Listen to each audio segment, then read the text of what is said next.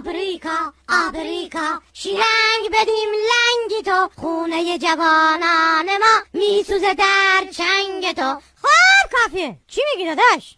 میگم یعنی ای آمریکا، ما از ایران آب و ریکا آوردیم که با این شیلنگ بدیم به شما که لنگی الان. چون دقت کنی آهنگ میگه شیلنگ بدیم لنگی تو که خونه جوانان ما نسوزه در چنگ تو. نه داداش خیلی ممنون.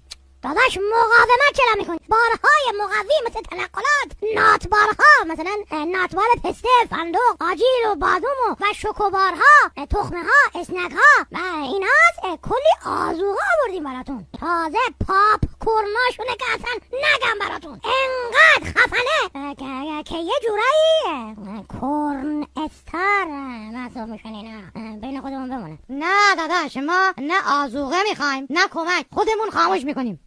خواهی چه موشی خارک و ساعتی جمعه جاله گرفته؟ چی شد؟ میگم یعنی خاکستر این آتیش